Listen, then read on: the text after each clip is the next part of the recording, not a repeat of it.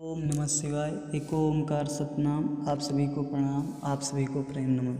दोस्तों, आज हम आप सबके समक्ष एक महत्वपूर्ण विषय लेके आए हैं। जैसा कि आप सबने देख ही लिया होगा कि टाइटल में मैंने लिखा है कि सच और सत्य में क्या अंतर है। आज इसी अंतर को मैं आप सबके समक्ष तर्कपूर्ण विवेक युक्त पूरे उदाहरण के साथ दर्शाने वाला हूँ, जो कि एक तथ्य ही है। आप जब इसको सुनेंगे तो आपके ख्याल में ये बात आ जाएगी। ठीक है। जैसा कि आप सबने संतों की वाणियों में सुना होगा, संत कहते हैं कि झूठ साँच एक कर जान। तो भाई इसका मतलब क्या है? इसका मतलब ये है कि वो झूठ और साँच को एक बराबर मान रहे हैं, कि झूठ साँच एक ही चीज़ है। तो भाई इसका निराकरण कैसे होगा? इसका निराकरण ये है कि वो सच को सत्य नहीं मान रहे। और मैं यहाँ पे यही इसी बात के संबंध में मैं आप सबसे कहना चाहता हूँ कि सच और सत्य में अंतर है, और इसी अंतर को मैं आपको बताने वाला हूँ। ठीक है। क्योंकि शब्दों को उनके स्तर से मत गिराया जाए। ठीक है। शब्दों का जिसके संबंध में शब्द प्रयोग किए जाते हैं, उसके संबंध में हमें उसको प्रयोग करना चाहिए। ठीक है। हमें सच को सत्य नहीं मान लेना चाहिए। ठीक है। होता क्या है, लोग सच को ही सत्यमान, अंतिम सत्य मान बैठते हैं। यही गलती होती है। तो इसी पर मैं प्रकाश डालने वाला हूँ। आप सबसे निवेदन है, इसको पूरा सुनें। जब आप पूरा सुनेंगे तभी इसके निष्कर्ष को समझ पाएंगे। और जो ये संत बता रहे हैं कि झूठ साँच एक कर जान, इस बात को भली भांति समझ पाएंगे। ठीक है। तो मैं शुरू करता हूँ। जैसा कि आपका एक परिवार है, एग्जाम्पल के लिए। ठीक है। आपका परिवार है, आपके परिवार में आपकी माता जी हैं, पिताजी हैं, भाई हैं, बहन हैं, आपकी पत्नी जी हैं, बच्चे हैं। ठीक है। आपसे संबंधित आपके रिश्तेदार नातेदार हैं। ठीक है।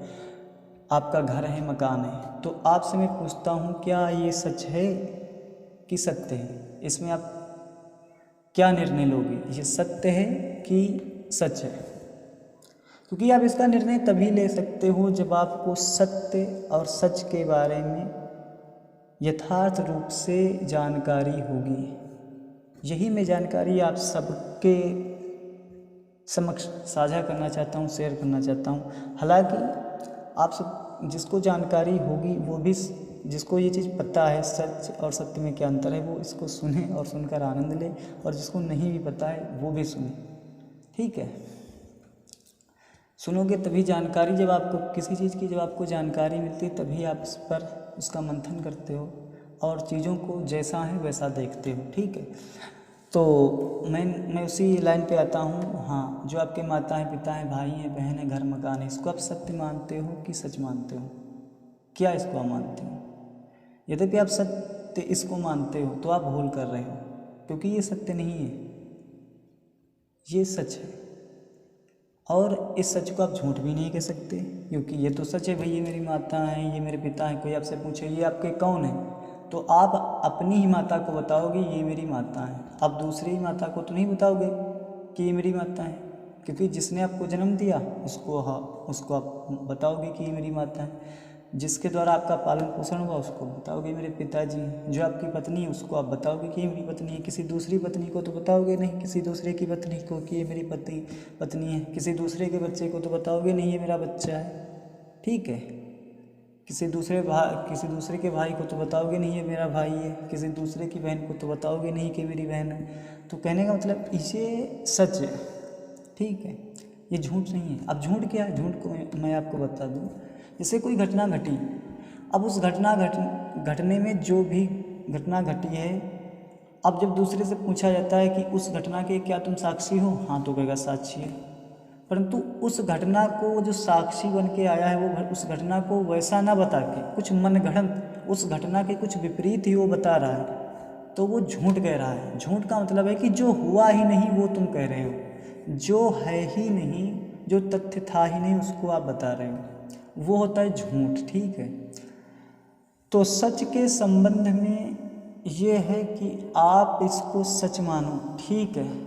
ये सच है। आप इसको अपनी इंद्रियों से जान रहे हो, समझ रहे हो, अनुभव कर रहे हो, सोच रहे हो, विचार रहे हो, इसको जी रहे हो, परंतु ये सत्य नहीं है। इसको आप सत्य ना मान लेना, ये सच है।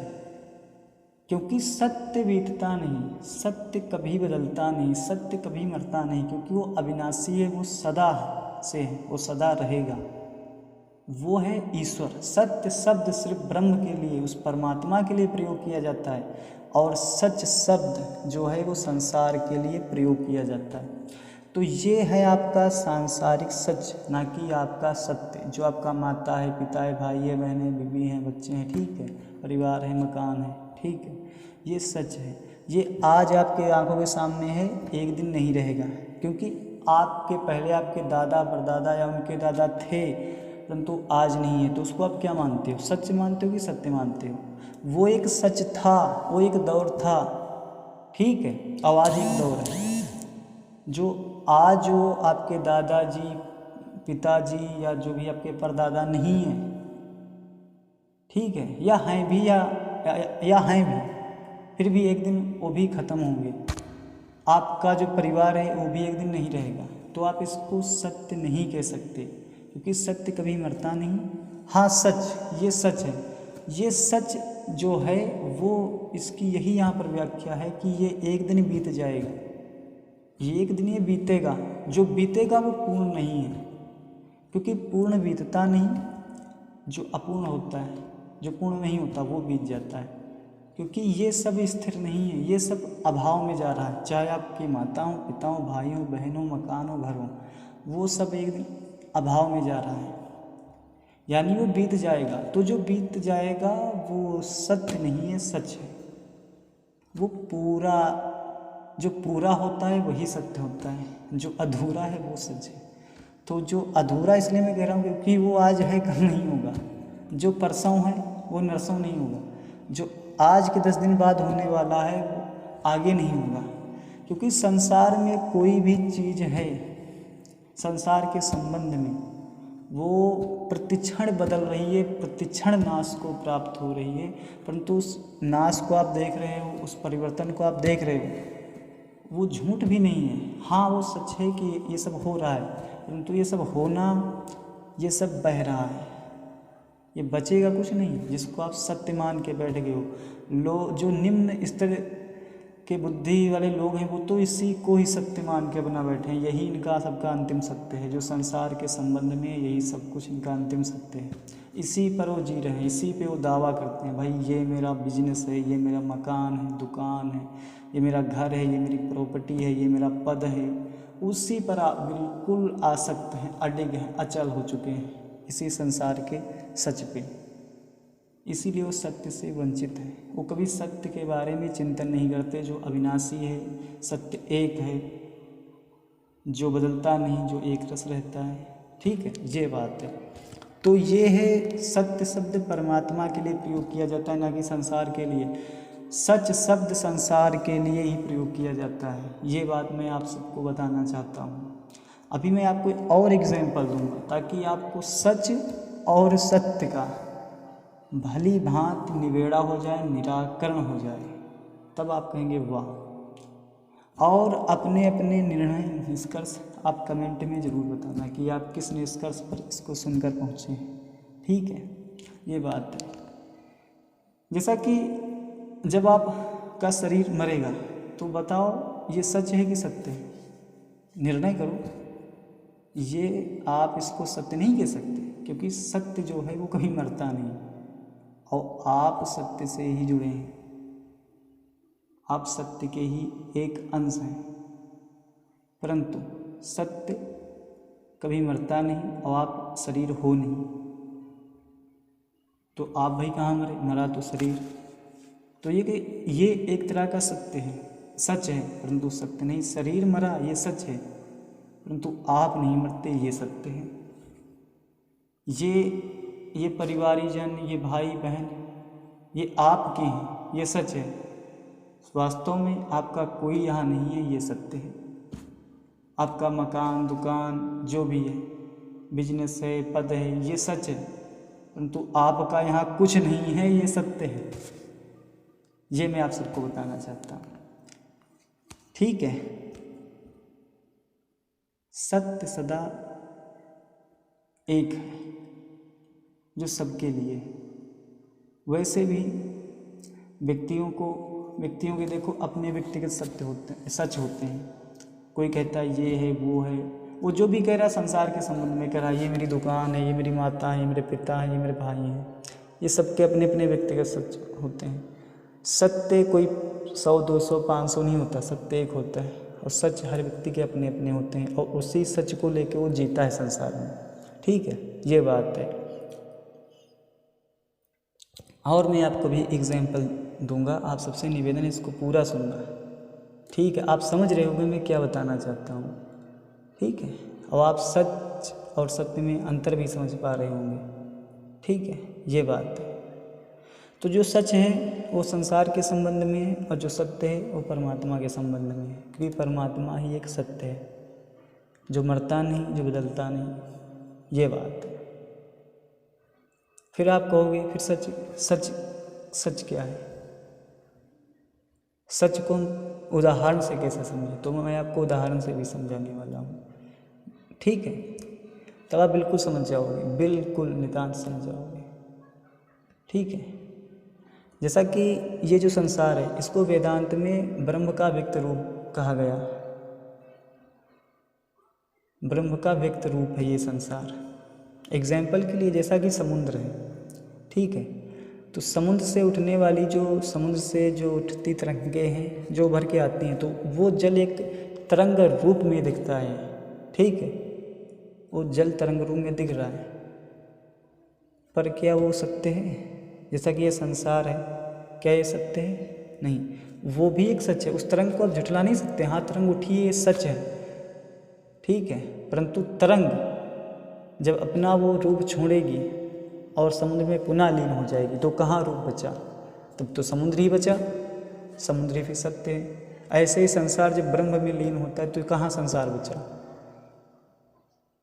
ये तो अपना रूप छोड़ के फिर परमात्मा में लीन हो गया, रूप बचा ही नहीं, तो सत्य फिर वही हो गया।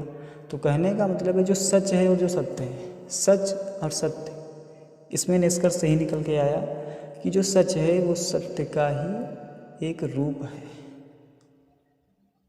और वो रूप सत्य के ही आधार पे खड़ा है। ये मैं आप सबको कहना चाहता हूँ। वो सच सत्य के ही आधार पे खड़ा है। जैसे ये संसार उस परमात्मा के आधार पे खड़ा है, वैसे ही सच ये संसार सच जो है ये परमात्मा के ही आधार पे खड़ा हुआ। तो इसको हम कह सकते हैं संसार जो है, ये जो सच है ये सत्य का ही एक रूप है। और इस रूप में देखो कितने परिवर्तन होते हैं, अपने अपने रूप बदलता रहता है, फिर उसी में परमात्मा में लीन हो जाता है। परंतु ये संसार सत्य नहीं हो सकता, ये मैं कहना चाहता हूँ, क्योंकि ये सदा स्थिर नहीं है, ये सदा अचल नहीं है। इसलिए ये सच है परंतु अधूरा। पूर्ण, जो पूर्ण है वो ईश्वर है। ये निष्कर्ष है। तो अपना जवाब आप कमेंट में ज़रूर बताएं। और आप सबसे निवेदन है, वीडियो पसंद आई हो तो इसको सब्सक्राइब करें, ताकि मैं इसी संबंध में मैं आपको तर्कपूर्ण, विवेकपूर्ण, उदाहरण के साथ अध्यात्म से संबंधित बहुत महत्वपूर्ण जानकारियाँ आप सबके समक्ष साझा करने वाला हूँ, शेयर करने वाला हूँ। क्योंकि मेरा काम है, जो मेरा अनुभव है, जो मेरी जानकारी है, जो मैंने अनुभव किया, सीखा, समझा है, वो आप सब तक शेयर करना, ये मेरा काम। क्योंकि इससे क्या होगा, व्यक्ति में जागृति आएगी, तभी आप अपने जीवन को एक अच्छे मार्ग पे लाओगे और जीवन में आनंद शांति कर, परमात्मा की भक्ति कर, उसमें उसको शायद आप उसकी दया से प्राप्त कर लो, क्योंकि उसकी दया से इसको पाया जा सकता है। अपने में तो इतना सामर्थ्य है नहीं हम सब में कि हम अपनी इच्छा से, अपने दांवों से, जैसे लोग कहते हैं मैं प्राप्त करके रहूँगा, मैं पालूँगा, मैं ये विद्या से पालूँगा, मैं वो विधि से पालूँगा। सोई जाने जे दे जनाई, ठीक है, वही जानेगा जिसको वो जना देगा। ठीक है, हमारे आपकी इतनी सामर्थ्य नहीं है कि हम अपनी इच्छा के प्रवाह से उसको हम जान लें। ठीक है, ये बात है। तो ये था मेरा निष्कर्ष सत्य और सच के ऊपर, जो मैंने आपको पूर्ण उदाहरण के साथ, तर्क के साथ बता दिया। तो आप संसार के संबंध में सच इसको मत मान लेना। सत्य ईश्वर ही है, ठीक है, संसार उसका व्यक्त रूप, इसलिए वो सच है, परंतु इस सच का आधार वो सत्य है। इसलिए संसार सत्य का एक रूप है, इसलिए इसको हम आधा सच कहते हैं, पूरा सच वो है। इसलिए ये व्यक्त है वो अव्यक्त है, ये ज्ञात है वो अविज्ञात है, ठीक है। उसको पूर्णतया नहीं जाना जा सकता। पूर्णतया जानने का मतलब है कि उसमें समा ही जाना, तो फिर आप वही हो जाते हैं। इसलिए जानने की प्रक्रिया में तुम्हें मिटना होगा, ये बात। इसी के साथ मैं इसको विराम देता हूँ। ओम नमः शिवाय। एक ओमकार सतनाम। आप सभी को प्रणाम।